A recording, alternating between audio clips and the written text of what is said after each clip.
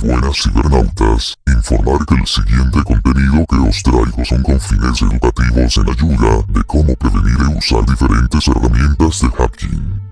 Se recomienda discreción e informar que si estás viendo uno de mis videos es porque tienes un conocimiento previo a lenguajes de programación. Es por ello que seré lo bastante concreto con la explicación de esta forma, cuido mi integridad y las de ustedes.